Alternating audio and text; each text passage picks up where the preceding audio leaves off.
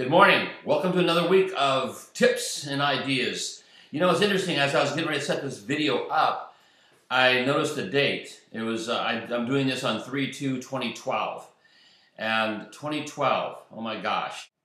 It wasn't too long ago we were worrying about the millennium, you know, everything's going to crash. You know, when the date goes from 1999 to 2000, people were running around in a panic and they were getting food and they're getting supplies and all kinds of ideas because they thought the planes were falling out of the sky and everything was going to happen because of the big computer situation. And 12 years later, here it is in practice, and I'm still reading the newspapers every day or the trade journals talking about how to get more new patients, you know, and we're going to lose this, we're losing that. You know, it's kind of like life is always Chicken Little running about the sky is falling. When I was in practice back in the late 70s, the big fear back then was we're losing insurance. The good news about, not insurance, we didn't have insurance. We're losing X-ray. We were talking about not being able to do X-rays anymore in the late 70s. As long as I've been around, there's been some fear of loss of something. And it seems like it continues to permeate everything. So recently, the talk is on the economy. The economy is bad. People are having a hard time. I did a talk the other day for a relicensing program last Saturday actually, and a man was there arguing for the fact about unemployment, arguing how everybody's lost their jobs, arguing how no one can afford care, arguing. It was like he was like invested in this fact that the world's coming to an end, and he got angry when I told him that it doesn't have to be that way. He's going, are you crazy? Aren't you looking around? Don't you see what's going on? Yeah, you know, in 1980, the mortgage rates were 21%. You try buying a house with 21% interest and see how that payment's going to be. People were lining up and shooting people, actually, to get gas at $1.65 a gallon. Now it's $5 a gallon. Life always has its challenges. Life always has its ups and downs. It's never going to stop. Truth is, I think we're something around 7.5% to 8% as the normal unemployment rate for the world or for the United States. It's 9% right now. And so when you look at the whole predicament, about 1.5% of the population actually seeing chiropractors, then and if 10 people or 9% are unemployed, that's only leaving now about 90% of the population that you can be seeing without a problem.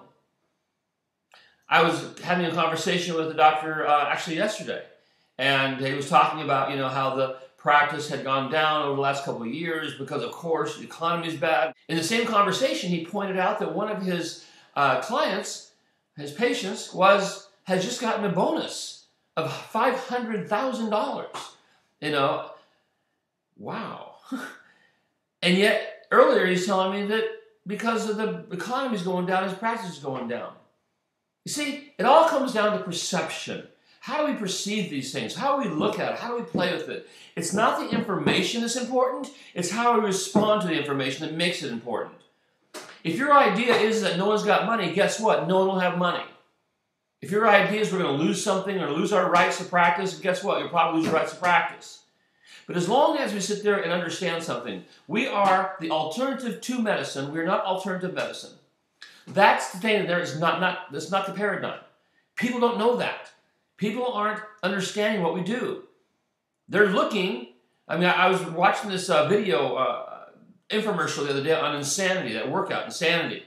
They're selling the same for the last couple of years. People are paying, $150 to sit there, and they're told this is tough. It's going to be hard to do it. You probably won't finish it. They're telling them everything negative about it, and yet they continue having infomercials on a daily basis. You can't have infomercials on a daily basis if you're not making some sales. So it's a cash deal. No insurance is covering it.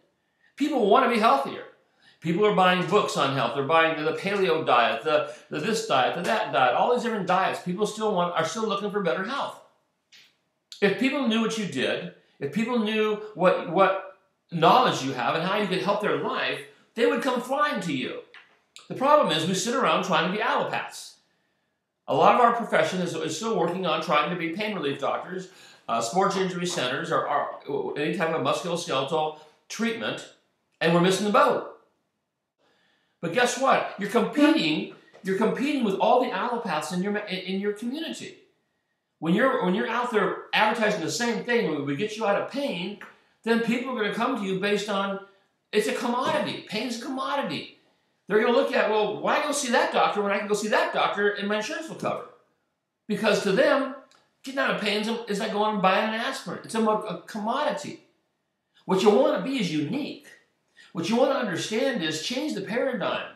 Change the paradigm of what you talk about in your practice to that of healthcare.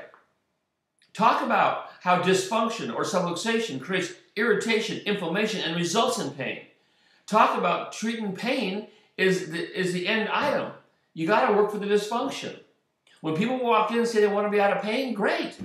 Tell them to get them out of pain, but show them the mechanism. Don't just get them out of pain and then say, oh, now let's get under care. Let them know up front why they're having problems. No matter what's going to happen, you're going to change it.